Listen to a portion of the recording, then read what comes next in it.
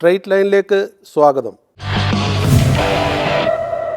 ഇപ്പം കരൾ ഡാമേജായ നമുക്ക് കരൾ മാറ്റാം, കിഡ്നി ഡാമേജായ കിഡ്നി മാറ്റാം, ഹൃദയം ഡാമേജായ ഹൃദയം വരെ മാറ്റാം. പക്ഷെ തല മാറ്റാൻ ഒക്കില്ല, തലച്ചോറ് മാറ്റാം.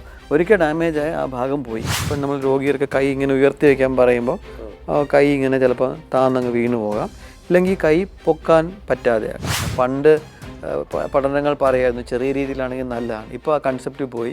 ചെറിയ രീതിയിലുള്ള മദ്യപാനം അപകടം. അപ്പോൾ 1, 24 മണിക്കൂറും ഈ കാഷ്വാലിറ്റി സേവനങ്ങൾ വേണം. 2, 24 മണിക്കൂറും സ്കാൻ ചെയ്യാനുള്ള ഫെസിലിറ്റി വേണം. 3, ഈ അടിയന്തര ചികിത്സകൾ ലഭ്യമായിട്ടുള്ള ഹോസ്പിറ്റൽസാണ്. സ്ത്രീകളിൽ സാധാരണ സ്ട്രോക്ക് വന്നാൽ അതിൻ്റെ തീവ്രത കുറച്ചുകൂടെ കൂടുതലും മരണനിരക്ക് കുറച്ചുകൂടെ കൂടുതലുമായിട്ടാണ് കാണപ്പെടുന്നത്.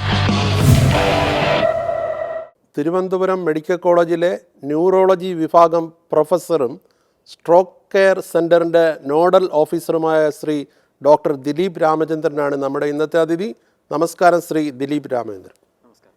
എന്താണ് ഒരു സ്ട്രോക്ക് വരുമ്പോഴുള്ള ലക്ഷണങ്ങൾ?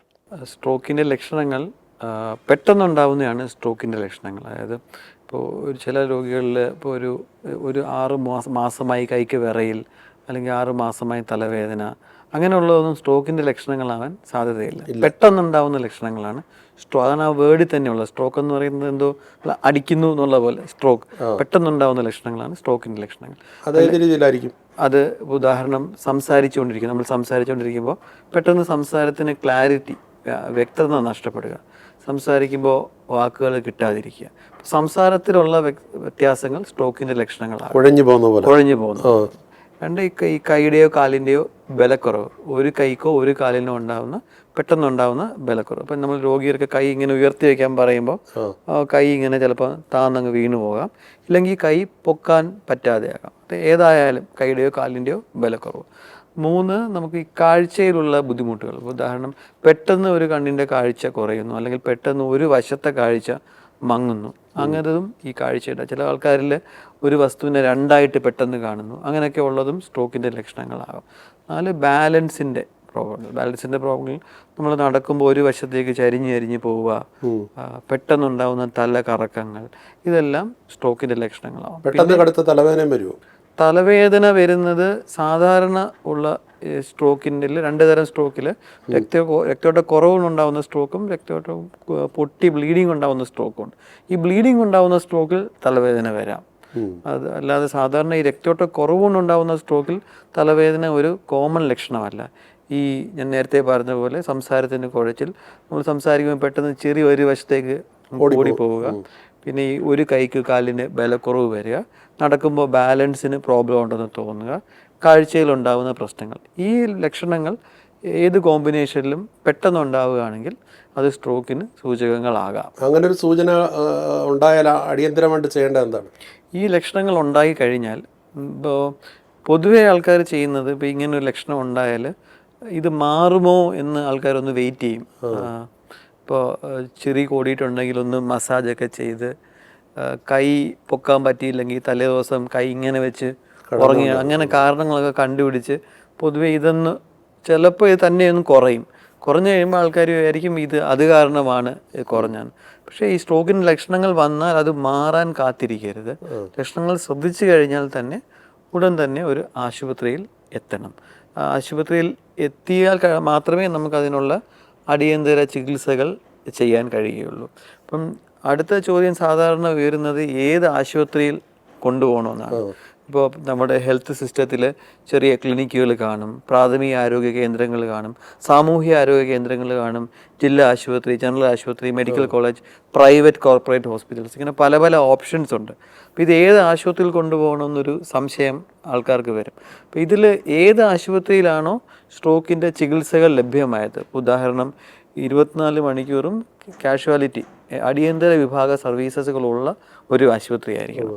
ഇപ്പോൾ ഒരു ക്ലിനിക്കിൽ കൊണ്ടുപോയിട്ട് അപ്പോൾ കാര്യമില്ല. ക്ലിനിക്കിൽ ഡോക്ടർ 4 മണി തൊട്ട് 7 മണി വരെ നോക്കുന്ന ക്ലിനിക്കിൽ നമ്മൾ കൊണ്ടുപോയാൽ അവിടെ ഡോക്ടർക്ക് നോക്കാവുന്നേ ഉള്ളൂ, ബാക്കിയുള്ള അടിയന്തരമായ ഒരു കാര്യം അവിടെ ചെയ്യാൻ പറ്റില്ല. 24 മണിക്കൂറും സ്കാൻ ചെയ്യാനുള്ള ഫെസിലിറ്റി വേണം. കാരണം നെഞ്ചുവേദന വരുമ്പോൾ ECG എടുക്കുന്ന പോലെയാണ് ഈ സ്ട്രോക്കിൻ്റെ ലക്ഷണങ്ങൾ കാണുമ്പോൾ CT സ്കാനോ MRI എടുക്കുന്നത്. ആ സ്കാൻ എടുത്താൽ മാത്രമേ എന്ത് തരം സ്ട്രോക്കാണ് എന്ന് രോഗിക്ക് നമുക്ക് മനസ്സിലാവുള്ളൂ. അതിനനുസരിച്ചാണ് ചികിത്സ തീരുമാനിക്കപ്പെടുന്നത്. അപ്പോൾ 24 മണിക്കൂറും സ്കാൻ എടുക്കാൻ സൗകര്യമുള്ള ഒരു ആശുപത്രിയിലായിരിക്കണം രോഗി ചെല്ലേണ്ടത്. അപ്പോൾ അങ്ങനെ സ്കാൻ എടുക്കാൻ സൗകര്യമില്ലാത്ത ഒരു ആശുപത്രിയിലാണ് നമ്മൾ ചെല്ലുന്നതെങ്കിൽ ആ ആശുപത്രിയിൽ ചെന്ന് പിന്നെ അടുത്ത സ്കാൻ സെൻറ്ററിലോട്ട് നമ്മൾ കൊണ്ടുപോയി അവിടുന്ന് സ്കാൻ ചെയ്ത് തിരിച്ചു വന്ന് വെറുതെ സമയം പോവുകയാണ്. അപ്പോൾ ആ സമയം ലാഭിക്കാൻ വേണ്ടി നേരെ സ്കാൻ ഉള്ള ഒരു ഹോസ്പിറ്റലിലോട്ടായിരിക്കണം കൊണ്ടുപോകേണ്ടത്. 3, ഈ സ്ട്രോക്കിൻ്റെ അടിയന്തര ചികിത്സകൾ ലഭ്യമായിരിക്കണം. അടിയന്തര ചികിത്സകൾ എന്ന് പറയുന്നത് ചില സ്ട്രോക്കുകളിൽ നമുക്ക് രക്തം അലിയിച്ച് കളയാനുള്ള ക്ലോട്ട് അലിയിച്ച് കളയാനുള്ള മരുന്ന് കൊടുക്കാൻ കഴിയും. ആ ചികിത്സ ലഭ്യമായ ആശുപത്രിയിലായിരിക്കണം നമ്മൾ രോഗിയെ കൊണ്ടുപോകേണ്ടത്. അപ്പോൾ 1, 24 മണിക്കൂറും ഈ കാഷ്വാലിറ്റി സേവനങ്ങൾ വേണം. 2, 24 മണിക്കൂറും സ്കാൻ ചെയ്യാനുള്ള ഫെസിലിറ്റി വേണം. 3, ഈ അടിയന്തര ചികിത്സകൾ ലഭ്യമായിട്ടുള്ള ഹോസ്പിറ്റൽസ്. അപ്പം ഈ 3 ഉള്ള ഒരു ഹോസ്പിറ്റലിലേക്കായിരിക്കണം നമ്മൾ കൊണ്ടുവന്നത്. ഇങ്ങനെയുള്ള ഹോസ്പിറ്റൽസിനാണ് നമ്മൾ സ്ട്രോക്ക് റെഡി ഹോസ്പിറ്റൽസ് എന്ന് വിളിക്കുക. അപ്പോൾ ഈ ഹോസ്പിറ്റൽസിലോട്ട് നമ്മൾ കൊണ്ടുപോകണം.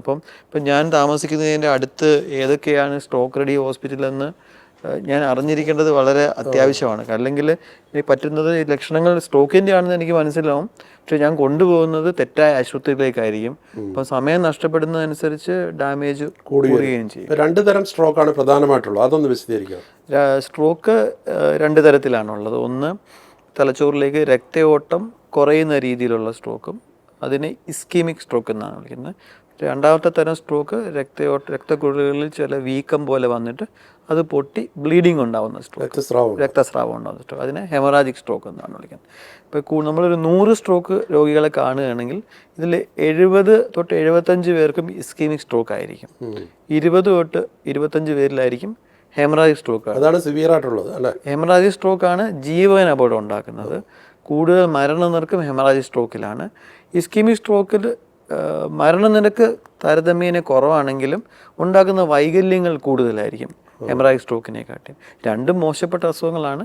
കൂടുതൽ മോശം മരണനിരക്ക് നോക്കുകയാണെങ്കിൽ ഹെമറാജിക് സ്ട്രോക്കും, വൈകല്യ നിരക്ക് നോക്കുകയാണെങ്കിൽ വൈകല്യം എന്ന് പറയുമ്പോൾ ഒരു വശം തളർന്നു പോവുക.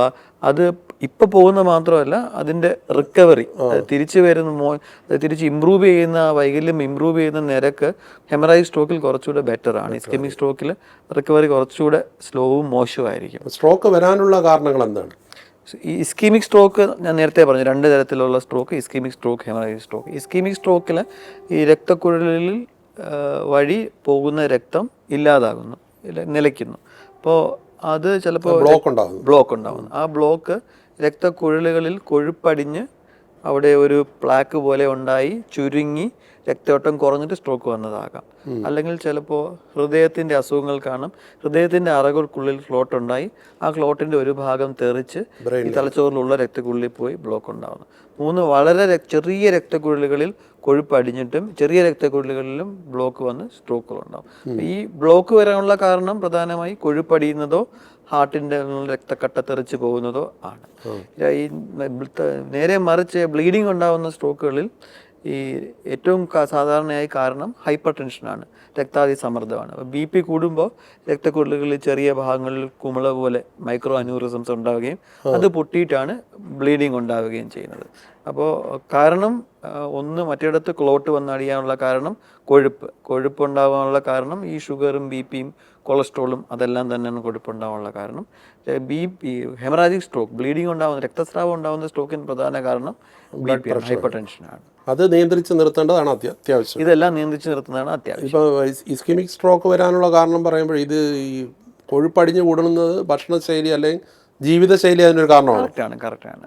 ഈ ജീവിതശൈലിയിൽ ഇപ്പം ഈ സ്ട്രോക്കും ഹാർട്ടിൻ്റെയും എല്ലാ അസുഖങ്ങളും നമ്മൾ ജീവിതശൈലി രോഗമായിട്ട് തന്നെയാണ് കണക്കാക്കുന്നത്.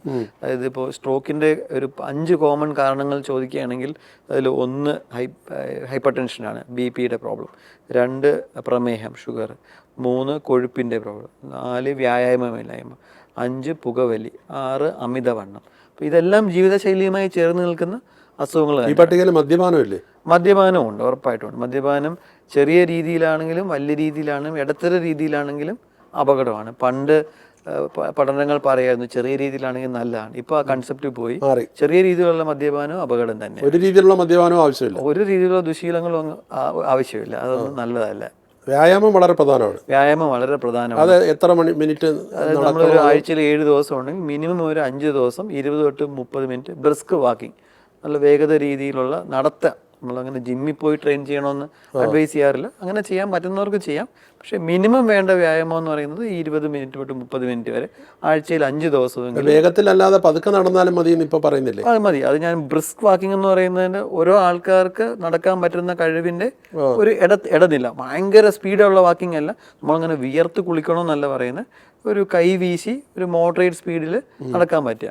വളരെ സ്ലോ ആയിട്ടല്ല, ഒരു അത്യാവശ്യം വേഗതയിൽ. ഹൃദയ സംബന്ധമായ അസുഖമുള്ളവർക്ക് സ്ട്രോക്ക് വരാനുള്ള സാധ്യത എങ്ങനെ? ഹൃദയ സംബന്ധമായ അസുഖങ്ങൾ പല പല അസുഖങ്ങളുണ്ട് ഹൃദയ സംബന്ധമായ. ഒന്ന് വാൽവിൻ്റെ ചുരുക്കം, വാൽവുലർ ഹാർട്ട് ഡിസീസ് എന്ന് പറയുന്ന അസുഖം.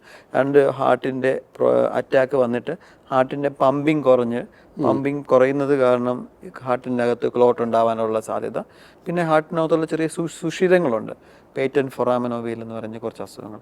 ഇങ്ങനെയുള്ള അസുഖങ്ങളുള്ളവരിൽ സ്ട്രോക്ക് വരാനുള്ള സാധ്യത കൂടുതലാണ്. ഹൃദയത്തിൻ്റെ അസുഖമുള്ളവരിൽ ഹൃദയാഘാതത്തിൻ്റെ പ്രധാന കാരണം രക്തക്കുഴലുകൾ കൊഴുപ്പടിയുന്നതാണ്.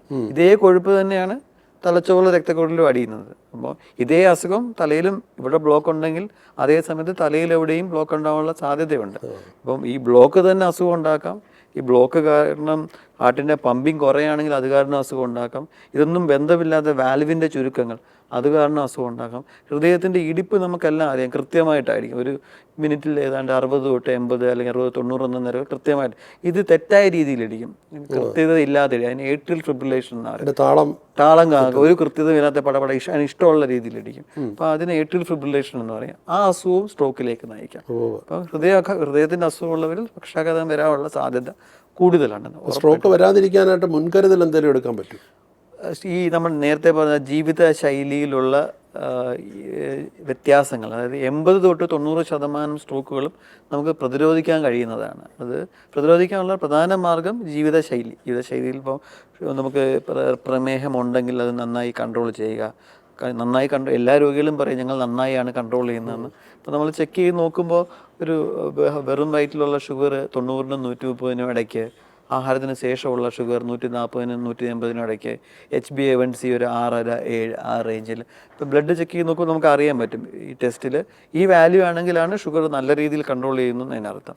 ഇപ്പോൾ രണ്ടാമത് ബി പി നമ്മൾ മരുന്ന് കഴിക്കുന്നു അല്ലെങ്കിൽ ആഹാരം നിയന്ത്രിക്കുന്നു, അതുവഴി നമ്മുടെ മുകളിലുള്ള BP 130-ൽ താഴെയുള്ള BP ഒരു 80 റേഞ്ചിൽ വന്നു കഴിഞ്ഞാൽ റീസണിൽ ഒരു കുഴപ്പമില്ലാത്ത രീതിയിൽ കൺട്രോൾ ചെയ്യുന്നത് നമുക്ക് അതിനകത്ത് നിന്ന് മനസ്സിലാക്കാം. 3, നമ്മൾ കൊളസ്ട്രോളിൻ്റെ അസുഖം ഉണ്ടെങ്കിൽ ആഹാര രീതി, വ്യായാമം, മരുന്ന് വഴി LDL കൊളസ്ട്രോൾ 100-ൽ താഴെ, പറ്റുമെങ്കിൽ 70-ൽ താഴെ കീപ്പ് ചെയ്താൽ അതും ഈ സ്ട്രോക്ക് പ്രിവെൻഷന് ഒത്തിരി ഹെൽപ്പ് ചെയ്യും. പിന്നെ വ്യായാമം, നേരത്തെ നമ്മൾ ഡിസ്കസ് ചെയ്ത പോലെ വ്യായാമം. 5, ഈ ആഹാരക്രമം, ഈ ഷുഗർ, BP, കൊളസ്ട്രോൾ എന്നീ അസുഖങ്ങൾക്ക് വേണ്ട രീതിയിലുള്ള, സ്ട്രോക്കിന് മാത്രമായിട്ടുള്ള ആഹാരക്രമമല്ല, ഈ റിസ്ക് ഫാക്ടേഴ്സിന് വേണ്ട രീതിയിലുള്ളൊരു മാംസാഹാരങ്ങൾ ഒഴിവാക്കണമെന്നുണ്ട്.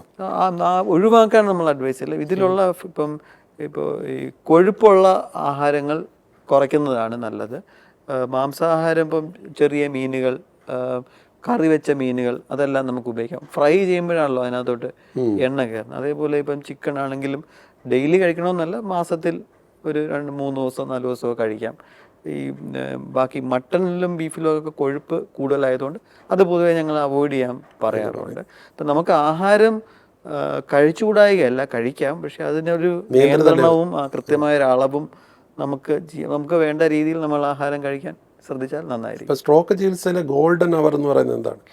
ഈ സ്ട്രോക്ക് ചികിത്സയിൽ 2 ടൈം പോയിൻ്റാണ് ഏറ്റവും ഇമ്പോർട്ടൻ്റ്. ഇപ്പം പലപ്പോഴും ഈ സ്ട്രോക്കിന് ലക്ഷണങ്ങൾ ശ്രദ്ധിച്ചു കഴിഞ്ഞാൽ എപ്പോഴാണ് ഇത് ആദ്യമായി സ്ട്രോക്കിൻ്റെ ലക്ഷണം ഉണ്ടായത് എന്നുള്ള ഏറ്റവും പ്രധാനപ്പെട്ട ഒരു പോയിന്റ്. ഇപ്പോൾ ഉദാഹരണം, ഒരാൾ 8 മണിക്ക് നമ്മൾ ആഹാരം കഴിച്ചുകൊണ്ടിരിക്കുമ്പോഴാണ് സ്ട്രോക്കിൻ്റെ ലക്ഷണം ഉണ്ടായാൽ 8 മണി എന്നുള്ളതാണ് നമ്മൾ. അപ്പോൾ ഈ സ്ട്രോക്കിൻ്റെ ലക്ഷണങ്ങൾ തിരിച്ചറിയുന്നതിനോടൊപ്പം ഏത് സമയത്താണ് ഈ സ്ട്രോക്കിൻ്റെ ലക്ഷണം ഉണ്ടായതെന്നും നമ്മളൊരു ആൾക്ക് നമ്മുടെ മുമ്പിൽ വെച്ച് സ്ട്രോക്ക് ഉണ്ടായാൽ ആ സമയം ഒന്ന് നോട്ട് ചെയ്യാൻ നമ്മൾ ശ്രദ്ധിക്കണം. കാരണം ആ ടൈമിൽ നിന്നാണ് നമ്മൾ ചികിത്സകൾ ഏതൊക്കെ കൊടുക്കാൻ പറ്റും, കൊടുക്കില്ല എന്ന് നമ്മൾ കണക്കൂട്ടുക.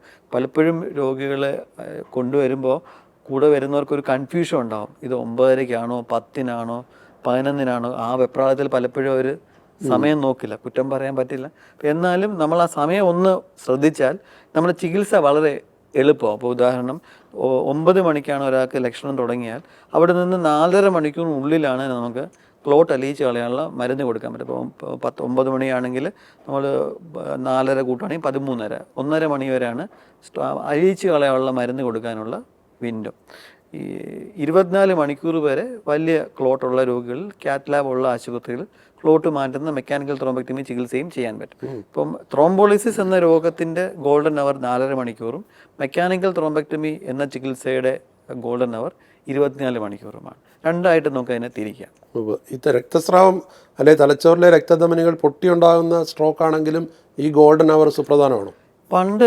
പണ്ടത്തെ ഒരു ഇപ്പോൾ ഞാൻ കുറച്ച് നാൾ മുമ്പ് വരെ മനസ്സിലാക്കിയിരുന്നത് ഈ ഇതിൽ BP കൺട്രോൾ ചെയ്യുന്നതാണ് ഹെമറാജിക് സ്ട്രോക്കിൻ്റെ ഏറ്റവും പ്രധാനപ്പെട്ട ചികിത്സ. പക്ഷേ പല പഠനങ്ങളും കാണിക്കുന്നത് നമ്മളൊരു BP വന്ന രോഗി കൂടി രക്തസ്രാവം വന്ന രോഗി ആശുപത്രി വന്നാൽ ആദ്യത്തെ 1 മണിക്കൂറിനുള്ളിൽ തന്നെ നമുക്ക് BP കുറയ്ക്കാൻ കഴിഞ്ഞാൽ ഈ രക്തസ്രാവം കൂടാനുള്ള സാധ്യത കുറവായിരിക്കും. അപ്പോൾ രക്തസ്രാവം കൂടിയതില്ലെങ്കിൽ രോഗിക്ക് വൈകല്യങ്ങൾ കുറയാനും ജീവൻ രക്ഷപ്പെടാനുമുള്ള സാധ്യത കൂടുതൽ. അപ്പം അവിടെയും ഈ ഗോൾഡൻ അവർ ഉണ്ട്.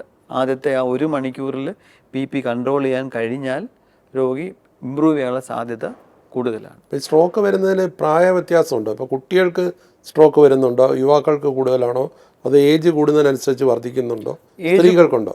ഏജ് കൂടുന്നതിനനുസരിച്ച് ഡെഫിനറ്റ് ആയിട്ട് സ്ട്രോക്ക് വർദ്ധിക്കുന്നുണ്ട്. അതായത് എപ്പോഴും പ്രായമായവരാണ് നമ്മൾ ഒരു 100 സ്ട്രോക്ക് കാണുകയാണെങ്കിൽ അതിലൊരു 80 സ്ട്രോക്കും 60 വയസ്സിൽ കൂടുതലുള്ളവർക്കായിരിക്കും. ഒരു 20 സ്ട്രോക്കിൽ ഒരു 20ഉം 18 വയസ്സിൽ കൂടുതലായിരിക്കും. 18 വയസ്സിൽ താഴെ സ്ട്രോക്ക് വരുന്നത് വളരെ വളരെ വിരളമാണ്. സ്ട്രോക്ക് അല്ലാതുള്ള കാരണങ്ങളാകാനാണ് സാധ്യത. കുട്ടികളിലും വളരെ കൊച്ചു കുട്ടികളിൽ വരെ സ്ട്രോക്ക് വരാം. അതിനുള്ള കാരണങ്ങൾ വ്യത്യാസമുള്ള കാരണങ്ങളാണ്. അപ്പോൾ സാധാരണ രീതിയിൽ 60 വയസ്സിൽ കൂടുതലുള്ള ആൾക്കാർക്കാണ് സ്ട്രോക്ക് വരുന്നത്. പക്ഷേ ഈ 18 വയസ്സ് മുതൽ ഈ ഒരു 60 വയസ്സുള്ള രോഗികളിലും ആൾക്കാരിലും സ്ട്രോക്ക് വരാം. കാരണം ഈ പണ്ടെല്ലാം 60 വയസ്സിൽ കൂടുതലുള്ളവർക്കായിരുന്നു പ്രമേഹവും BP എല്ലാം. ഇപ്പോൾ അങ്ങനെയൊന്നുമില്ല. 30 വയസ്സിലും 40 വയസ്സിലും ആൾക്കാർക്ക് ഇപ്പോൾ ആ ഒരു ഷിഫ്റ്റ് വന്നിട്ടുണ്ട്. പണ്ട് ഒരു പ്രായം കഴിഞ്ഞാൽ വരുന്ന ഈ ജീവിതശൈലി രോഗങ്ങൾ ഇപ്പോൾ ആ പ്രായത്തിൽ നിന്ന് പുറകോട്ട് ഷിഫ്റ്റ് ചെയ്ത് നേരത്തെ, അപ്പോൾ ആ ഷിഫ്റ്റ് സ്ട്രോക്കിലും ഹാർട്ടിൻ്റെ അസുഖങ്ങളിലും എല്ലാം ഉണ്ട്. അപ്പോൾ ഈ സ്ട്രോക്ക് ഈ ജീവിതശൈലി രോഗങ്ങൾ ഇങ്ങോട്ട് വന്നപ്പോൾ ഇങ്ങോട്ടും സ്ട്രോക്കും ഹാർട്ടിൻ്റെ അസുഖങ്ങളും എല്ലാം വന്നു തുടങ്ങി. പക്ഷേ ഈ ചെറുപ്പക്കാരിൽ ഒരു 30 വയസ്സ് അല്ലെങ്കിൽ അതിലൊക്കെ താഴെ വരുന്ന സ്ട്രോക്കുകളിൽ ഈ കൊഴുപ്പടിയുന്ന സ്ട്രോക്ക് തന്നെ ആകണമെന്നില്ല. അപ്പോൾ അവരിൽ ചിലപ്പോൾ ഈ ഹാർട്ടിൻ്റെ വാൽവിലുള്ള സുഷിരങ്ങൾ, ഭിത്തിയിലുള്ള സുഷിരങ്ങൾ, PFO എന്ന് പറയുന്ന സുഷിരങ്ങൾ കൊണ്ടുണ്ടാകുന്ന സ്ട്രോക്കുകളാവാം. 2 ഈ രക്തക്കുഴലിൻ്റെ ഭിത്തിയിൽ വരുന്ന വിള്ളലുകൾ, അത് കാരണം രക്തം ആ ഭിത്തിയിലോട്ട് കയറി ഡിസെക്ഷൻ എന്ന് പറഞ്ഞൊരു അസുഖം കൊണ്ടാവാം. 3 വളരെ വിരളമായി ജനിതകമായുള്ള അസുഖങ്ങളുണ്ട്. അത് വളരെ വളരെ വിരളമാണ്. 4 ഈ രക്തത്തിലുള്ള ദൂഷ്യങ്ങൾ. ഇപ്പോൾ ഉദാഹരണം ചില ആൻറ്റിബോഡികൾ, ഫോസ്ഫോലൈപ്പിഡ് ആൻറ്റിബോഡി എന്ന് പറഞ്ഞാൽ ആൻറ്റിബോഡി കാരണം രക്തം പെട്ടെന്ന് കട്ട പിടിച്ചേക്കാം. അങ്ങനെയുള്ള രക്തത്തിൻ്റെ ദൂഷ്യങ്ങൾ അതുകൊണ്ടും സ്ട്രോക്കുകൾ വരാം. അതൊക്കെയാണോ സ്ത്രീകളിൽ ഈ മെനോപോസ് ആവുന്നതിന് മുമ്പ് വരെ സ്ത്രീകൾക്ക് ഈ കൊളസ്ട്രോൾ സംബന്ധമായ ഈ ജീവിതശൈലി രോഗങ്ങൾ അത്ര തീവ്രമായി വരാറില്ല. അവർക്ക് സ്ട്രോക്ക് വന്നാലും, സ്ത്രീകളിൽ സാധാരണ സ്ട്രോക്ക് വന്നാൽ അതിൻ്റെ തീവ്രത കുറച്ചുകൂടെ കൂടുതലും മരണനിരക്ക് കുറച്ചുകൂടെ കൂടുതലുമായിട്ടാണ് കാണപ്പെടുന്നത്. അപ്പോൾ അങ്ങനെ 2 സ്ട്രോക്കും വരാം. ഇസ്കീമിക് സ്ട്രോക്കും വരാം, ഹെമറാജിക് സ്ട്രോക്കും വരാം. ഈ നമ്മളൊരു 100 പേരിൽ സ്ട്രോക്ക് ആണെങ്കിൽ അതിൽ 60 തൊട്ട് 70 മെയിൽ പുരുഷന്മാർക്കായിരിക്കും. ഒരു 30 തൊട്ട് 40 ആയിരിക്കും എപ്പോഴും. അപ്പം സ്ത്രീകൾക്ക് പൊതുവേ സ്ട്രോക്ക് കുറവാണ് വരുന്നുണ്ടെങ്കിൽ അത് കുറച്ചുകൂടെ തീവ്രമായിട്ടും കുറച്ചുകൂടെ അപകടങ്ങൾ കൂടുതൽ, മരണനിരക്കെല്ലാം സ്ത്രീകളിലാണ് പൊതുവെ കൂടുതൽ. എന്തുകൊണ്ടായിരിക്കും വരുന്നത്? ഈ സ്ത്രീകൾ വരുന്നു, അവർക്ക് ഈ ജീവിതശൈലി രോഗങ്ങളുണ്ട്. അതുകൊണ്ട് ഉറപ്പാണ്. ഈ പ്രത്യേകിച്ചുള്ളൊരു കാരണമായിട്ട് സ്ത്രീകളിൽ പറയാമെങ്കിൽ ഈ ഞാൻ നേരത്തെ പറഞ്ഞ APLA എന്ന് പറഞ്ഞ അസുഖങ്ങളാണ് സ്ത്രീകളിൽ കൂടുതലായിട്ടുള്ളത്. അല്ലാതെ സ്ത്രീകളിലും പുരുഷന്മാരിലും സ്ട്രോക്കിലേക്ക് നയിക്കുന്ന കാരണങ്ങൾ പൊതുവെ കോമൺ ആണ്, ഒരേപോലുള്ള കാരണങ്ങളാണ്. തുടർ ചികിത്സ, ഇപ്പോൾ ഒരു സ്ട്രോക്ക് ഒരിക്കൽ വന്ന ആളിന് വീണ്ടും വരാനുള്ള സാധ്യതയുണ്ടോ? അത് കാരണങ്ങൾക്കനുസരിച്ചിരിക്കാം. ഒരു 100 പേർക്ക് സ്ട്രോക്ക് വന്നു കഴിഞ്ഞാൽ അതിൽ 90 പേർക്ക് വീണ്ടും സ്ട്രോക്ക് വരില്ല. നമ്മൾ നല്ല രീതിയിൽ കാരണം കണ്ടുപിടിച്ച് അതിൻ്റെ ചികിത്സ കറക്റ്റായിട്ട് ചെയ്താൽ 90% ആൾക്കാർക്ക് സ്ട്രോക്ക് വീണ്ടും വരില്ല. 10% ആൾക്കാർക്ക് സ്ട്രോക്ക് വീണ്ടും വന്നേക്കാം. അത് പല കാരണങ്ങൾ കൊണ്ടാണ്. ചിലപ്പോൾ അവർ മരുന്ന് മുടക്കുന്നുകൊണ്ടായിരിക്കാം, ചിലപ്പോൾ കറക്റ്റായിട്ട് എന്തുകൊണ്ട് സ്ട്രോക്ക് വന്നു എന്ന് കാരണം കണ്ടുപിടിക്കാതെ. ഇപ്പോൾ ഉദാഹരണം, നമ്മൾ കഴിക്കുന്ന ഗുളിക, ഇപ്പോൾ ഹാർട്ടിൻ്റെ അസുഖം കൊണ്ടുണ്ടായി സ്ട്രോക്ക് വന്ന ഒരാൾക്ക് ഈ വാർഫാരിൻ, അസിട്രോം എന്നൊരു വേറൊരു രീതിയിലുള്ള ചികിത്സയാണ് ആവശ്യമുള്ളത്. അപ്പോൾ തെറ്റായ രീതിയിലുള്ള മരുന്നുകളായിരിക്കാം കഴിക്കുന്നത്, മരുന്നുകൾ പ്രോപ്പറായി കഴിക്കുന്നുണ്ടായിരിക്കില്ല. അങ്ങനെയൊക്കെ ഉള്ള കാരണങ്ങൾ കാരണമാണ് ഈ 10% ആൾക്കാർക്ക് സ്ട്രോക്ക്. 90% ആൾക്കാർക്കും കൃത്യമായി മരുന്നുകളും ലൈഫ് സ്റ്റൈൽ ചേഞ്ചസും റിസ്ക് ഫാക്ടേഴ്സ് കറക്റ്റായിട്ട് ചികിത്സകളും ചെയ്യുകയാണെങ്കിൽ 90% ആൾക്കാർക്കും സ്ട്രോക്ക് വരില്ല. പിന്നെ ഈ നമ്മൾ പൊതുവേ കാണുന്ന ഒരു അബദ്ധം എന്ന് പറയുമോ എന്ന് അറിഞ്ഞുകൊണ്ട്, അതായത് രോഗികളിൽ പല ആൾക്കാർ ഇപ്പോൾ ഒരു സ്ട്രോക്ക് ഇപ്പം ഒരു ഇസ്കീമിക് സ്ട്രോക്കാണ് വന്നതെങ്കിൽ നല്ലൊരു ശതമാനം രോഗികളിൽ രക്തക്കട്ട പിടിക്കാതിരിക്കാനുള്ള ആസ്പിരിൻ, ക്ലോപ്പിഡ്രോഗൽ എന്ന ഗുളികകൾ കഴിക്കേണ്ടി വരും. അപ്പോൾ പലപ്പോഴും മിക്കവാറും നമ്മൾ രോഗികൾക്ക് എല്ലാം പറയാറുണ്ട്, ഈ മരുന്ന് കഴിക്കുമ്പോൾ ജീവിതകാലം മുഴുവൻ കഴിക്കാനുള്ള, ആജീവനാന്തം കഴിക്കണം. അതിൽ മിനിമം 1-2 ഗുളികളെങ്കിലും. ഒരിക്കൽ സ്ട്രോക്ക് വന്നാൽ ഈ സ്ട്രോക്ക് വീണ്ടും വരാനുള്ള റിസ്ക് ആജീവനമുണ്ട്. 1 മാസമോ 2 മാസമോ അല്ല, ജീവിതത്തിൽ എപ്പോൾ വേണമെങ്കിലും വീണ്ടും വരാം. അത് വരാതിരിക്കാനായിട്ടാണ് നമ്മൾ ഈ മരുന്നുകൾ കഴിക്കുന്നത്. അപ്പോൾ അത് 1-2 ഗുളികകളെങ്കിലും സ്ട്രോക്കിനായിട്ട് മിനിമം ജീവിതം മുഴുവൻ അപ്പോൾ നമ്മൾ അങ്ങനെ ഒരു കാര്യം പറഞ്ഞു കഴിഞ്ഞാൽ 90% രോഗികൾ അത് കൃത്യമായി ഫോളോ ചെയ്യും. അവർ മരുന്ന് നിർത്തില്ല. ചില ആൾക്കാർ ചിലപ്പോൾ പക്ഷേ മരുന്ന് നിർത്താൻ പാടില്ല. 1-2 ഗുളികകളെങ്കിലും, പ്രത്യേകിച്ച് രക്തം കട്ടിപിടിക്കാതിരിക്കാനുള്ള എക്കോസ്പിരിൻ പോലുള്ള ഗുളികൾ ജീവിതകാലം മുഴുവൻ കഴിക്കേണ്ടി വരും. അത് 1-2 മാസത്തേക്കല്ല, ഒരിക്കൽ വന്നാൽ ഈ റിസ്ക് ജീവിതകാലം മുഴുവനുണ്ട്, എപ്പോൾ വേണമെങ്കിലും തിരിച്ചു വരാം. അത് പ്രിവെൻറ്റ് ചെയ്യാനായിട്ടാണ് ഈ ജീവിതകാലം മുഴുവൻ ഈ മരുന്ന് കഴിക്കും. സ്ട്രോക്കിനെ അതിജീവിച്ച്, അല്ലെ ചികിത്സയിലൂടെ അതിനെ അതിജീവിച്ച് കഴിഞ്ഞാൽ പൂർണ്ണമായിട്ടും പഴയ ഒരു ആരോഗ്യാവസ്ഥയിലേക്ക് മടങ്ങി വരാൻ കഴിയും. അത് ഈ സ്ട്രോക്കിൻ്റെ നമ്മൾ അടിയന്തരമായി ചികിത്സ നമ്മൾ നൽകിക്കഴിഞ്ഞാൽ ഈ രോഗിക്ക് വൈകല്യങ്ങളും എല്ലാം ഓൾറെഡി കുറഞ്ഞിരിക്കും. നമ്മൾ ഈ അടിയന്തരമായ ചികിത്സ നൽകാൻ പറ്റിയില്ലെങ്കിൽ ഇവർക്ക് വൈകല്യങ്ങൾ ഉണ്ടാകും. ഈ ഉണ്ടായ വൈകല്യങ്ങൾ ആദ്യത്തെ ഒരു 3 മാസം കൊണ്ടാണ് ക്രമേണ സ്ലോ ആയിട്ട് ഇമ്പ്രൂവ് ചെയ്ത് വരുന്നത്. അതിൽ കാണുന്ന 60-70% ആൾക്കാരും ഓൾമോസ്റ്റ് അവരുടെ പഴയ ജീവിതത്തിലേക്ക് പൂർണ്ണമായോ അപൂർണമായോ തിരിച്ചെത്താറുണ്ട്. 20-30% രോഗികളിൽ പഴയ പോലെ ജീവിതത്തിലേക്ക് തിരിച്ചു വരാൻ പറ്റാറില്ല. അത് ചില രോഗികൾക്ക് നടക്കാനുള്ള രീതിയിൽ മാത്രമേ അവർ വാക്കർ വെച്ചിട്ടോ ഒരു സ്റ്റിക്ക് വെച്ചിട്ടോ അല്ലെങ്കിൽ ഭിത്തിയുടെ സഹായത്തോടെ നടക്കുകയോ, ചില ആൾക്കാർ കിടപ്പ് രോഗികൾ ഒരു പരിപൂർണമായും ചെയ്യാവലംബിയാവും. അവർ 5-10% ആൾക്കാർ ചിലപ്പോൾ പരിപൂർണമായി കിടപ്പ് രോഗികളായി മാറാറുണ്ട്. പക്ഷെ മരുന്ന് കൃത്യമായിട്ട് കഴിച്ച് നല്ല രീതിയിലുള്ള സമയത്ത് ട്രീറ്റ്മെന്റ് കിട്ടിയാൽ ഒരുപക്ഷെ രക്ഷപ്പെടാനുള്ള സാധ്യത വളരെ കൂടുതൽ. നമ്മളിപ്പോൾ പറയുന്നത്, ഇപ്പോൾ ഒരാൾ ഈ സമയത്ത് വന്നു, പ്രധാന രക്തക്കുഴലിൽ ക്ലോട്ട് ഇരിപ്പുണ്ട്, അപ്പോൾ ആ ക്ലോട്ട് എടുത്തു മാറ്റുന്ന ചികിത്സ ചെയ്താൽ 50-60% ആൾക്കാരും 3 മാസം കൊണ്ട് പഴയ പോലെ ആവും. ഇത് നമ്മൾ ഒന്നും മരുന്ന് മാത്രമാണ് കൊടുക്കുന്നത്, ക്ലോട്ടൊന്നും എടുത്ത് മാറ്റിയില്ല എങ്കിൽ അത് 10% ആൾക്കാരെ പഴയ പോലെ ജീവിതത്തിലേക്ക് തിരിച്ചു വരുള്ളൂ. അപ്പോൾ ഒരു ചികിത്സയിൽ 60% നോർമൽ ആവുകയും ചികിത്സ ചെയ്യാത്തപ്പോൾ 10-20% മാത്രം നോർമൽ ആ വ്യത്യാസമില്ലേ? അപ്പോൾ നമ്മൾ ഉറപ്പായിട്ടും സാധ്യത കൂടും. നമ്മൾ ചികിത്സ ചെയ്താലും ഒരു ചെറിയ ശതമാനം ആൾക്കാരിൽ ഓൾറെഡി ഡാമേജ് വന്നിട്ടുണ്ടാവും, അവർക്ക് നമുക്കൊന്നും ചെയ്യാൻ കഴിയില്ല. എന്നാൽ ഈ ചികിത്സ ചെയ്യുമ്പോൾ അവർ പൂർണ്ണമായി നോർമൽ ആകാനുള്ള സാധ്യത വളരെ കൂടുകയാണ്. സ്ട്രോക്ക് വന്ന രോഗിയെ പരിചരിക്കുന്നതിലും ഒരു പരിശീലനം ആവശ്യമില്ലേ? ഈ സ്ട്രോക്ക് വന്ന രോഗികൾക്ക് പല രീതികളായിരിക്കും വൈകല്യങ്ങളുള്ളത്. അത് ചിലവർക്ക് ചെറിയ രീതിയിൽ നടക്കാനൊരു ബുദ്ധിമുട്ടേ കാണുള്ളൂ, ബാക്കിയെല്ലാം ചെയ്യാൻ കഴിയും. റീഹാബിലിറ്റേഷൻ. അപ്പോൾ ചില ആൾക്കാർ പൂർണ്ണമായി കിടപ്പിലായിരിക്കും. അപ്പോൾ ഈ റീഹാബിലിറ്റേഷൻ, പുനരധിവാസത്തിന് ആദ്യം തൊട്ടേ ഈ സ്ട്രോക്ക് ഉണ്ടായ ഹോസ്പിറ്റലിൽ വെച്ച് തന്നെ അത് ആരംഭിക്കാറുണ്ട്. റീഹാബിലിറ്റേഷൻ 3ആയി നമുക്ക് തരംതിരിക്കാം. ഒന്ന് ഫിസിക്കൽ തെറാപ്പി, നമ്മൾ ശാരീരികമായ. 2 നമ്മുടെ സ്പീച്ച് തെറാപ്പി, നമ്മുടെ സംസാരം, നമുക്ക് ആഹാരം കഴിക്കാനുള്ള ബുദ്ധിമുട്ടുകൾ, അതൊക്കെ speech and language therapy. 3 occupational therapy, അതായത് നമുക്ക് കൈ കൊണ്ടോ കാല് കൊണ്ടോ ഒക്കെ നമുക്കൊരു യൂസ്ഫുൾ ആയിട്ടൊരു ജോബ് എങ്ങനെ ചെയ്യാമെന്ന് പഠിപ്പിക്കുന്ന തെറാപ്പിയാണ് ഓക്കുപ്പേഷണൽ തെറാപ്പി. അപ്പം ഈ 3 കൂടെ ചേരുമ്പോഴത്തേക്കാണ് ഇതിൻ്റെ കൂടെ സൈക്കോളജി, ആ സപ്പോർട്ട് എല്ലാം കൊണ്ട് വരുമ്പോഴത്തേക്കാണ് ടോട്ടൽ റീഹാബിലിറ്റേഷൻ ആവുന്നത്. അപ്പോൾ ഓരോ രോഗിക്കുമുള്ള വൈകല്യങ്ങൾ ഡിഫറൻ്റ് ആയിരിക്കും. ചില ആൾക്കാർക്ക് സംസാരിക്കാനായിരിക്കും കൂടുതൽ ബുദ്ധിമുട്ട്, അപ്പോൾ അവർക്ക് സ്പീച്ച് തെറാപ്പി ആയിരിക്കാം കൂടുതൽ വേണം. അപ്പോൾ ഇത് ഹോസ്പിറ്റലിൽ നിന്ന് തന്നെ എത്രയും പെട്ടെന്ന് വെച്ചാൽ 24 തൊട്ട് 48 മണിക്കൂറിനുള്ളിൽ തന്നെ ഇത് ആരംഭിക്കുകയും ഇതൊരു ആദ്യത്തെ 3 തൊട്ട് 6 മാസം രോഗിയുടെ വൈകല്യങ്ങൾക്കനുസരിച്ച് നമുക്ക് നൽകാൻ കഴിയുകയും ചെയ്താൽ ഈ രോഗികൾക്ക് വൈകല്യങ്ങൾ പെട്ടെന്ന് ഇമ്പ്രൂവ് ചെയ്ത് പഴയ പോലെ എത്താൻ പറ്റും. ഇപ്പോൾ രോഗമുക്തി നേടിയ ഒരാൾക്ക് ലൈംഗിക ജീവിതം പര്യാപ്തമാണോ? അത് ഞാൻ നേരത്തെ പറഞ്ഞ പോലെ ഓരോന്നിനെ ആശ്രയിച്ചിരിക്കും.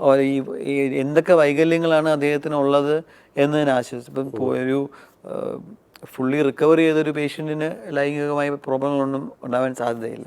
പക്ഷേ 1-2 പ്രാവശ്യം സ്ട്രോക്ക് വന്നിട്ട് നടക്കാൻ ബുദ്ധിമുട്ടില്ല, നടക്കാൻ പറ്റുന്ന ഒരാൾക്ക് ചിലപ്പോൾ പഴയ പോലുള്ള ലൈംഗിക ശേഷി ഉണ്ടാവണമെന്നില്ല. ഇപ്പോൾ ഉദാഹരണം ഷുഗറുള്ള ഒരാളാണ്, ഒരു 20 വർഷമായിട്ട് ഷുഗറുണ്ട്, സ്ട്രോക്ക് വന്നു. ഷുഗർ കാരണം തന്നെ പുള്ളിയുടെ ലൈംഗിക ശേഷിക്ക് ബുദ്ധിമുട്ടുണ്ടാകാം. അപ്പോൾ അത് സ്ട്രോക്കിന് മാത്രമായിട്ട് ആയിരിക്കില്ല അതുണ്ടാകുന്നത്, പല പല കാരണങ്ങൾ ചേർന്ന്. ഇപ്പോൾ സ്ട്രോക്ക് കൊണ്ടുണ്ടാകുന്ന വൈകല്യങ്ങൾ എന്താണ്, നേരത്തെ എന്തൊക്കെയായിരുന്നു അദ്ദേഹത്തിൻ്റെ സെക്ഷൽ സ്റ്റാറ്റസ്, അത് വെച്ചിട്ടൊക്കെ ആയിരിക്കും ഇതിന് ശേഷം എന്താവുക എന്ന് പ്രെഡിക്റ്റ് ചെയ്യാൻ പറ്റും. ഇപ്പം ഈ സ്ട്രോക്ക് ചികിത്സയിൽ ലോകത്ത് വലിയ രീതിയിലുള്ള പുരോഗതി ഉണ്ടായിട്ടുണ്ട്. കേരളത്തിൽ എത്രമാത്രം ആ ചികിത്സാ രീതി പുരോഗമിച്ചിട്ടുണ്ട്? കേരളത്തിൽ നമ്മളെ ഈ രക്തക്കട്ട അലിയിച്ച് കളയുന്ന ചികിത്സ അത് 1995 ലോകത്ത് നിലവിൽ വന്നത്. നമ്മുടെ ഈ മെക്കാനിക്കൽ ത്രോംബെക്ടമി ചികിത്സ 2015 നിലവിൽ വന്നത്. ഇത് കേരളത്തിൽ സർക്കാർ മേഖലയിലും പ്രൈവറ്റ് മേഖലയിലും പല ആശുപത്രികളിലും ഇത് അവൈലബിൾ ആണ്. എല്ലായിടത്തും അവൈലബിൾ അല്ല, പക്ഷെ കൂടുതൽ എനിക്ക് തോന്നുന്നത് സിറ്റീസിലാണ്. നമ്മുടെ ടൗൺസ് അല്ലെങ്കിൽ ചെറിയ വില്ലേജ്, ഗ്രാമങ്ങൾ, അല്ലെങ്കിൽ പട്ടണങ്ങൾ, അവിടെയൊന്നും ഈ ചികിത്സ കിട്ടില്ല.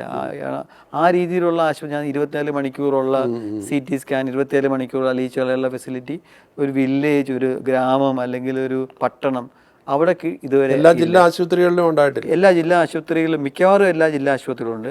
എല്ലാ ജില്ലാ ആശുപത്രികളിലും ഇല്ല, മിക്കവാറും എല്ലാ ജില്ലാ ആശുപത്രികളിലും അലിയിച്ച് കളയാനുള്ള ചികിത്സയുണ്ട്. ഈ ചില ജില്ലാ ആശുപത്രികളിലൊക്കെ നമുക്ക് 24 മണിക്കൂറും ചിലപ്പോൾ സ്കാൻ ചെയ്യാനുള്ള ഫെസിലിറ്റി കാണണമെന്നില്ല.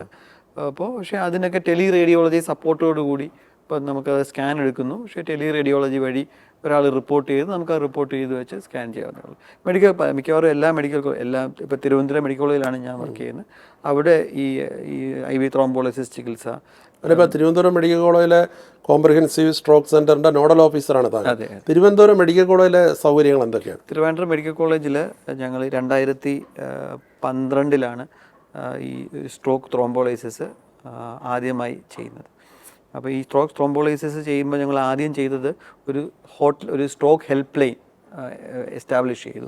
അപ്പോൾ അതായത് നമ്മൾ മെഡിക്കൽ കോളേജിലുള്ള ഏതെങ്കിലും രോഗി കാഷ്വാലിറ്റി വരികയാണെങ്കിൽ ഉടൻ തന്നെ ആ സ്ട്രോക്ക് ഹെൽപ്പ് ലൈനിൽ വിളിക്കുന്നു. അപ്പോൾ നമ്മളുടെ ടീം അവിടെ രോഗിയെ കണ്ട് നമുക്ക് ഒരു 24/7 CT സ്കാനുണ്ട് സ്ട്രോക്കിന് മാത്രമായിട്ട്. ആ സ്ട്രോക്ക് CTയിലോട്ട് രോഗിയെ ഷിഫ്റ്റ് ചെയ്യുന്നു, അവിടെ വെച്ച് സ്കാൻ ചെയ്യുന്നു. സ്കാൻ ചെയ്തിട്ട് ആ സ്കാൻ അവിടെ വെച്ച് തന്നെയാണ് തീരുമാനം എടുക്കുന്നത്, അലിയിച്ച് കളയണോ അതോ ഇതിൽ നമ്മൾ ICUలో അഡ്മിറ്റ് ചെയ്യണോ, വാർഡിലോട്ടാണോ, എവിടെയാണ് കിടത്തുക എന്നുള്ള ഡിസിഷൻസ് എല്ലാം അവിടെ വെച്ച് എടുത്ത്. ഇപ്പോൾ ക്ലോട്ട് എടുത്ത് മാറ്റേണ്ട ചികിത്സയാണെങ്കിൽ തൊട്ടപ്പുറമാണ് കാത്ത് ലാബ് ഉള്ളത്, അങ്ങോട്ട് മാറ്റി ക്ലോട്ട് എടുത്ത് മാറ്റുന്ന ചികിത്സ ചെയ്യുന്നു. അലിയിച്ച് കളയാനുള്ള ചികിത്സ നമ്മൾ ICUലോട്ട് മാറ്റി അവിടെ വെച്ചാണ് അലിയിച്ച് കളയുക. അപ്പോൾ ഈ ഒരു കാഷ്വാലിറ്റി 24/7 ഉണ്ട്. 2 ഈ സ്ട്രോക്കിന് മാത്രമായി ഒരു CT സ്കാൻ ഉണ്ട്. 3 സ്ട്രോക്കിന് വേണ്ടിയിട്ട് ഒരു 12 ബെഡുള്ള ICU ഉണ്ട്. 12 ബെഡേ ഉള്ളൂ. 12 ബെഡേ ഉള്ളൂ. 4 സ്ട്രോക്കിനായിട്ടുള്ള ഒരു കാത്ത് ലാബ്. ഇത്രയും തിരുവനന്തപുരം മെഡിക്കൽ കോളേജിൽ നിലവിലുണ്ട്. ഇപ്പോൾ തിരുവനന്തപുരത്ത് താമസിക്കുന്ന ഒരാൾക്ക് സ്ട്രോക്ക് വന്നു കഴിഞ്ഞാൽ മെഡിക്കൽ കോളേജ് ആശുപത്രിയിൽ ആശ്രയിക്കാൻ പറ്റൂ? ഉറപ്പായിട്ടും. അതോ ബെഡ് ഉണ്ടെങ്കിൽ മാത്രമേ? ബെഡിൻ്റെ കുറവ് ഒരു പ്രോബ്ലം തന്നെയാണ്. അത് ഓവർ ടൈം ക്രമേണ കൂടുതൽ ബെഡുകൾ ആവശ്യം വന്നേക്കും. കാരണം ഈ ബെഡിൻ്റെ പരിമിതി കാരണം ഞങ്ങൾക്കൊണ്ട് കഴിയുന്ന എല്ലാ രോഗികൾക്കും ഞങ്ങൾ ചികിത്സ കൊടുക്കാൻ ശ്രമിക്കാറുണ്ട്. ഇപ്പോൾ നമ്മളുടെ ICUകളിൽ കിടക്കുന്ന രോഗി സിക്കാണെങ്കിൽ നമുക്ക് അവരെ മാറ്റി ഒരു രോഗിയെ എടുക്കാൻ പറ്റില്ല. അവർ ICUവിൽ കിടത്തത്തില്ല. സ്ട്രോക്ക് രോഗികൾ ഞങ്ങളുടെ വാർഡുകളിലോ ന്യൂറോളജി വാർഡിലോ ന്യൂറോളജി ICUയിലോ ഒന്നും ആരെയും തടയി കിടത്താറില്ല. കാരണം ഞങ്ങളുടെ ഒരു ലക്ഷറിയാണത്. ഞങ്ങൾക്ക് പേഷ്യൻസിനെ സെലക്ട് ചെയ്യാൻ പറ്റും. ബാക്കിയുള്ള മെഡിസിൻ സർജറി വാർഡിൽ അവർക്കത് പറ്റില്ല. അവർക്ക് എല്ലാവരും അഡ്മിറ്റ് ചെയ്തേ പറ്റുള്ളൂ. അതിൽ നിന്ന് നമുക്ക് ഈ അലിയിച്ച് കളയാൻ പറ്റുന്ന രോഗികളെയാണ് ഞങ്ങൾ മാറ്റി അലിയിച്ച് ക്ലോട്ട് എടുത്ത് മാറ്റാൻ പറ്റുന്ന രോഗികളെ മാത്രമാണ് ക്ലോട്ട് എടുത്ത്. ഞങ്ങളുടെ ബെഡ് കപ്പാസിറ്റി അത്രയേ ഉള്ളൂ. ബാക്കി ജനറൽ മെഡിസിനിലായിരിക്കും കിടക്കുന്നത്. പക്ഷേ അവർ നല്ല രീതിയിലാണ് പേഷ്യൻസിനെ കെയർ ചെയ്യുന്നത്. അങ്ങനെയുള്ള അധികം ബെഡ് ഇല്ലെങ്കിൽ ആ സമയത്ത് ബെഡ് ഇല്ലെങ്കിൽ ജനറൽ മെഡിസിനിൽ അഡ്മിറ്റ് ചെയ്യും ഡെഫിനറ്റ്ലി. ആരെയും വീട്ടിൽ വിടില്ല. ആരെയും വീട്ടിൽ വിടാൻ സാധാരണ മെഡിക്കൽ കോളേജിൻ്റെ ഒരു പ്രധാന കുഴപ്പം അതാണല്ലോ. അതായത് ഇപ്പോൾ പ്രൈവറ്റ് ഹോസ്പിറ്റൽസിൽ നിന്ന് നമ്മളടുത്തോട്ട് വിടും. അവിടെ ചെല്ലുമ്പോൾ ഒരു പാവപ്പെട്ട ആൾ പെട്ടെന്ന് ഒരു പ്രൈവറ്റ് ആശുപത്രിയിൽ ചെന്ന് കഴിയുമ്പോഴത്തേക്ക് അവർ ഇത്ര രൂപയാവുമെന്ന് വെക്കുമ്പോഴേ അവർ പേടിക്കും. അവർ മെഡിക്കൽ കോളേജിലോട്ടായിരിക്കും വരുന്നത്. നേരെ മെഡിക്കൽ കോളേജിൽ വരുന്ന ആൾക്കാരുണ്ട്. ഇപ്പോൾ നമ്മൾ തൊട്ടടുത്ത ശ്രീ ചിത്രയിൽ ചെല്ലുമ്പോൾ അവിടെയും ബെഡില്ലെങ്കിൽ അവർ ഇങ്ങോട്ട് വിടും. അപ്പോൾ എല്ലാം വന്ന് അവസാനം സംഗമിക്കുന്നത് തിരുവനന്തപുരം മെഡിക്കൽ കോളേജിലാണ്. അപ്പോൾ അവിടെ ഈ ഒരു മെഡിസിൻ വാർഡിൽ ഒരു 60 ബെഡും അപ്പുറത്തൊരു 120 ബെഡുള്ളൊരു അഡ്മിഷൻ ദിവസം 240 രോഗി വന്നാൽ എവിടെ കിടക്കും? വരണ്ടെന്ന് ആർക്ക് പറയാൻ കഴിയും? അത് അവിടുത്തെ ഡോക്ടർമാർ അഡ്രസ് ചെയ്യേണ്ട വിഷയമല്ല. ഇപ്പോഴൊന്നും ഞാൻ MBBS പഠിക്കുമ്പോഴും താങ്കൾ തിരുവനന്തപുരം മെഡിക്കൽ കോളേജ് 2000 MBBS പഠിക്കാൻ വന്നതാണ് തിരുവനന്തപുരത്ത്. ഞാൻ പഠിക്കാൻ വരുമ്പോഴേ ഇങ്ങനെയാണ്. ഇപ്പോൾ രോഗികളുടെ എണ്ണം കൂടിയിട്ടുണ്ടെങ്കിലേ ഉള്ളൂ. കാരണം ഇപ്പം ആൾക്കാർക്ക് പേടിയാണ് ഇപ്പോൾ ചികിത്സിക്കാൻ. തിരുവനന്തപുരം മെഡിക്കൽ കോളേജ് പൊതുവേ കേരളത്തിലെ തന്നെ ഏറ്റവും നല്ലൊരു ആതുര ശുശ്രൂഷ കേന്ദ്രമാണ്. ഒരുപാട് രോഗികൾ അവിടെ വന്ന് ചികിത്സ തേടി പോകുന്നു, പ്രത്യേകിച്ച് പാവപ്പെട്ടവർ. പക്ഷേ ഇതുപോലെ ഒറ്റപ്പെട്ട സംഭവങ്ങൾ വരുമ്പോൾ അത് വലിയ രീതിയിൽ ചർച്ചയാവുന്നുണ്ട്. പക്ഷേ എന്നാലും ഇപ്പം ഡോക്ടർ ഹാരിസ് ഇന്ന് പറഞ്ഞ പോലെ ഈ ഹൃദയത്തിന് ചികിത്സ തേടി വരുന്ന ഒരാളെ തറയെ കിടത്തേണ്ടി വരുന്നത് അത് നിർഭാഗ്യകരമാണ്. ഇപ്പം എൻ്റെ വീട്ടിലുള്ള ഒരാൾ വരുമ്പോഴേ എനിക്ക് അതിൻ്റെ സങ്കടം മനസ്സിലാവുള്ളൂ. അപ്പോൾ ഞാൻ MBBS ഇവിടെയാണ് പഠിക്കുന്നത്. ഞാൻ പഠിച്ചതെല്ലാം ഇവിടെയാണ്. അപ്പോൾ ഞാൻ പഠിക്കുമ്പോൾ തൊട്ടേ രോഗികളുടെ അവസ്ഥ ഇതാണ്. ഇപ്പോൾ അത് രോഗിയുടെ എണ്ണം കൂടി വരികയാണ്. പണ്ട് 30 പേരാണ് തറയിൽ കിടക്കുന്നതെങ്കിൽ ഇപ്പോൾ 60 ആയിട്ടുണ്ട്. കാരണം പെരിഫറിയിലുള്ള ഡോക്ടേഴ്സിന് അവർക്കും പേടിയാണ്. ഇപ്പോൾ അവരിങ്ങോട്ട് റെഫർ ചെയ്യും. കാരണം അവിടെ കിടന്ന് അവരെന്തിനും അടി കിട്ടുന്ന മെഡിക്കൽ കോളേജിലുള്ള ഡോക്ടേഴ്സ് അടി കിട്ടിക്കോട്ടെ എന്ന് അവർ വിചാരിക്കും. അപ്പോൾ ഇവിടെ ഈ സ്ഥലക്കുറവിൻ്റെ ഇടയ്ക്ക് ആൾക്കാർ വന്ന് തറയിൽ കിടന്ന് കഷ്ടമാണ്. ആൾക്കാർക്ക് കുറച്ചുകൂടെ ബെറ്റർ കെയർ കിട്ടിയാൽ നല്ലതായിരിക്കും. പ്രത്യേകിച്ച് ഒരാൾ വയ്യാതെ തറയിൽ കിടക്കുന്നത് നമ്മൾ ഡെയിലി കാണുന്നതാണ്. എന്നാലും അത് ശരിയല്ല. അത് എനിക്ക് തോന്നുന്നു ഈ പുതിയ സർജിക്കൽ ബ്ലോക്ക് എല്ലാം കഴിയുമ്പോൾ കുറേ ബ്ലോക്ക് അങ്ങോട്ട് ഷിഫ്റ്റ് ചെയ്യുകയും മെഡിസിനിൽ കൂടുതൽ ബെഡ് കിട്ടുകയും ചെയ്യുമായിരിക്കും. അപ്പം ബെഡ് കൂടുന്നതനുസരിച്ച് 120 ബെഡുള്ള ഒരു വാർഡിൽ ഒരു 2 ഡോക്ടറും ഒരു 3 സിസ്റ്ററും കൊണ്ട് എന്ത് മാജിക് ചെയ്യാനാണ്? അവർക്കൊരു പരിധിയില്ലേ? അതായത് ഒരേ സമയത്ത് 3-4 രോഗികൾ സിക്കായി എന്ന് വെച്ചോ, എങ്ങനെ ഈ 3-4 രോഗികളെ മാനേജ് ചെയ്യാം? അപ്പോൾ മാൻ പവർ കൂട്ടേണ്ടി വരാം. നമ്മളൊരു ഐഡിയൽ ആശുപത്രിയിൽ ഒരു 3 രോഗിക്ക് ഒരു നേഴ്സ്, 4 രോഗിക്ക് ഒരു ഡോക്ടർ, ആ ഒരു പ്രൊപ്പോർഷനാണ് നമ്മൾ മെയിൻറ്റെയിൻ ചെയ്യേണ്ടത്. ആ പ്രൊപ്പോർഷൻ ചെയ്യണമെങ്കിൽ ഇതിൻ്റെ എത്രയോ ഇരട്ടി സ്റ്റാഫ് കെയർ വേണം. ഇപ്പോൾ ഉദാഹരണം മെഡിക്കൽ കോളേജിൽ വരുന്ന ഒരു പേഷ്യൻറ്റിനെ നമ്മൾ ട്രോളി തള്ളാനായിട്ട് രോഗികളുടെ കൂടെ ഉള്ള ആൾക്കാർ തന്നെയാണ് ട്രോള് തള്ളേണ്ടവർ ആ ജോലി ചെയ്യുന്നില്ല. അവർ ചെയ്യുന്നുണ്ട്. ഞാൻ അവരെ കുറ്റപ്പെടുത്തുകയല്ല. അവരൊരു 3 പേരുണ്ടെങ്കിൽ ഒരു 10 ട്രോളി ഒരുമിച്ചൊന്നും അവരേത് തള്ളേണ്ടത് അവർ തള്ളി എവിടെയെങ്കിലും കൊണ്ടുപോകുന്നുണ്ടാവും. പക്ഷേ അവരിപ്പോൾ വാർഡിൽ പേഷ്യൻറ്റിനെ കൊണ്ടുപോകുമ്പോഴായിരിക്കും വേറെ ഒരു 3 പേഷ്യൻ്റ് വരുന്നത്. അത്ര ടേൺ ഓവറാണ് അവിടെ. അപ്പോൾ കൂടുതൽ സ്റ്റാഫിന് കിട്ടുന്നത് നല്ല ഗവൺമെൻറ്റിൻ്റെ ഭാഗം ചെയ്യുന്നുണ്ട്. പക്ഷേ ഇത് ഇന്നൊന്നും തുടങ്ങിയതല്ല. ഇത് വർഷങ്ങളായിട്ടുള്ളതാണ്. പിന്നെ ഇത് ഇപ്പോൾ കൂടുതൽ ഇമ്പോർട്ടൻസ് കിട്ടുന്നേ ഉള്ളൂ. ഞാനത് പഠിക്കുന്ന കാലം തൊട്ടേ കാണുന്നതാണ്. അപ്പോൾ നമുക്ക് സങ്കടമുണ്ട്. ഇത് കറക്റ്റ് ചെയ്യണമെങ്കിൽ പുതിയ മെഡിക്കൽ കോളേജ് ഇതേപോലെ 3-4 ബിൽഡിംഗ് എക്സ്ട്രാ വേണം. ഇതിൻ്റെ ഇരട്ടി സ്റ്റാഫുകൾ വേണം. ഇപ്പോൾ മെഡിക്കൽ കോളേജിൽ ചികിത്സയ്ക്ക് വരുന്ന സ്ട്രോക്ക് ചികിത്സയ്ക്ക് വരുന്ന പാവപ്പെട്ട ആൾക്കാർക്ക് അങ്ങനെ ചികിത്സാ രീതി സാമ്പത്തികമായിട്ട് അങ്ങനെയാണ് സൗജന്യമാണോ അതോ? ഈ അലിയിച്ച് കളയാനുള്ള മരുന്ന് സൗജന്യമാണ്. ഈ അലിയിച്ച് കളയാനുള്ള ഇഞ്ചക്ഷൻ്റെ വില ഒരു ഇഞ്ചക്ഷന് 50,000 തൊട്ട് 60,000 രൂപയാവും. അത് കംപ്ലീറ്റ്ലി ഫ്രീ ആണ്. അത് BPL APL ഒന്നൊന്നുമില്ല. അവിടെ ആര് വരുന്നോ നമ്മൾ ഒരു മാസം ഏതാണ്ട് 30 തൊട്ട് 40 രോഗികളെ വരെ ഈ അലിയിച്ച് കളയുന്ന മരുന്ന് കൊടുക്കാറുണ്ട്. അപ്പോൾ അത് കംപ്ലീറ്റ്ലി ഫ്രീ ആണ്. അപ്പോൾ അതെല്ലാം ഫുൾ ഗവൺമെൻറ്റാണ് സ്പോൺസർ ചെയ്യുന്നത് ആ മരുന്നെല്ലാം. അപ്പോൾ ഗവൺമെൻറ്റും ഇതൊരു ടീമാണല്ലോ, ഗവൺമെൻറ്റും കാര്യങ്ങൾ മനസ്സിലാക്കി. മെഡിക്കൽ കോളേജിന് ഇതേപോലൊരു 3 ബിൽഡിംഗ് വേണം, ഇതേ ബെഡ് സ്ട്രെങ്ത് ഉള്ള, ഇതേ സ്റ്റാഫ് അതിനനുസരിച്ച് വേണം. അതേപോലെ ഇപ്പോൾ ഞങ്ങളുടെ ക്യാമ്പസ് വലിയൊരു ക്യാമ്പസാണ്, നമുക്കിപ്പോൾ എക്സ്പാൻഡ് ചെയ്യാൻ പറ്റുന്നില്ല. ആ ക്യാമ്പസിൽ ഇനി എക്സ്പാൻഡ് ചെയ്യാൻ സ്ഥലമില്ല. കാരണം നമുക്ക് വേണ്ട സ്ഥലമെല്ലാം RCC ശ്രീചിത്ര ആശുപത്രികൾക്കാണ് കൊടുക്കുന്നത്. അവർ കൂടുതൽ ബിൽഡിംഗ് ഉണ്ട്, അതിൽ നമുക്ക് കുഴപ്പമൊന്നുമില്ല. പക്ഷേ നമ്മുടെ രോഗികൾ തറയിൽ കിടക്കുകയാണ്, ഈ കട്ടിൻ്റെ അടിയിലും അതിൻ്റെ മുകളിലും എല്ലാം കിടക്കുമ്പോഴത്തേക്കാണ് ഇതേ ക്യാമ്പസിൽ വേറെയുള്ള കെട്ടിടങ്ങൾ വലുതായി വരുന്നത്. ഇപ്പോൾ ഈ സ്ട്രോക്കിലെ വൈകല്യത്തെക്കുറിച്ച് പറഞ്ഞല്ലോ, അത് ഫിസിയോതെറാപ്പിയിലൂടെ ഈ നടക്കാനൊക്കെ ഉള്ള ഒരു ഇത് നിരന്തരമായിട്ട് ഫിസിയോതെറാപ്പി ചെയ്ത് വീണ്ടെടുക്കാൻ പറ്റും, നടക്കാനൊക്കെയുള്ള ചലനശേഷിയെല്ലാം. ഞാൻ നേരത്തെ പറഞ്ഞ പോലെ 70% ആൾക്കാരിലും നമ്മൾ ഈ പുനരധിവാസം റീഹാബിലിറ്റേഷൻ വഴി ഓൾമോസ്റ്റ് ബാക്ക് ടു നോർമൽ ആവും. പക്ഷേ ഒരു 30 തൊട്ട് ഒരു 20% ആൾക്കാരിൽ വൈകല്യങ്ങൾ കാരണം അവർക്ക് നടക്കാൻ പറ്റും, പക്ഷേ പഴയ പോലെ നോർമൽ ആവില്ല. ഒരു 5% ആൾക്കാർ കിടപ്പ് രോഗികളായി. അതുപോലെ സംസാരശേഷിയിലും ഇതേപോലെ സ്പീച്ച് തെറാപ്പി. അതായത് നമ്മളെ ഈ ബ്രെയിനിൻ്റെ ഒരു കുഴപ്പം, നമുക്ക് ഇപ്പം കരൾ ഡാമേജ് ആയാൽ നമുക്ക് കരൾ മാറ്റാം, കിഡ്നി ഡാമേജ് ആയാൽ കിഡ്നി മാറ്റാം, ഹൃദയം ഡാമേജ് ആയാൽ ഹൃദയം വരെ മാറ്റാം. പക്ഷെ തല മാറ്റാൻ ഒക്കില്ല, തലച്ചോറ് മാറ്റാം. ഒരിക്കൽ ഡാമേജ് ആയ ആ ഭാഗം പോയി. അപ്പം അതിൻ്റെ ജോലി വേറുള്ള ഭാഗങ്ങൾ ഏറ്റെടുത്താൽ മാത്രമേ ഈ വൈകല്യം കുറയുള്ളൂ. ഇപ്പോൾ ഉദാഹരണം സംസാരശേഷി പോയി കഴിഞ്ഞാൽ ആ ലെഫ്റ്റ് തലച്ചോറിൻ്റെ ഇടത് തലച്ചോറിൻ്റെ ഭാഗമാണ് സംസാരം കൺട്രോൾ ചെയ്യുന്നത്. അവിടെ പോയാൽ അത് പോയി. അതിൻ്റെ ചുറ്റുമുള്ള ഭാഗങ്ങളോ വലതുവശത്തെ ഭാഗങ്ങളോ ആ ജോബ് ഏറ്റെടുക്കണം. റീകൂപ്പ് ചെയ്യാൻ പറ്റില്ല, അത് സ്വന്തമായിട്ട് വരില്ല. അത് സ്ട്രോക്ക് വന്നതല്ല, ഒരു അപകടത്തിൽപ്പെട്ടതാണ് നടൻ ജഗതി ശ്രീകുമാർ. അദ്ദേഹത്തിന് സംസാരശേഷി നഷ്ടപ്പെട്ടെടുക്കാൻ പ്രയാസം. അതായത് ഇതിൻ്റെ ജോലി വേറൊരു ഭാഗം ഏറ്റെടുക്കുമ്പോൾ അവിടെ മൾട്ടിപ്പിൾ കാര്യങ്ങളുണ്ട്. അത് ഒന്ന് പ്രായമാണ്, അതായത് കുഞ്ഞു കുട്ടികളിലാണ് സ്ട്രോക്ക് വരുന്നതെങ്കിൽ ഒരു കംപ്ലീറ്റ്ലി നോർമലാവും.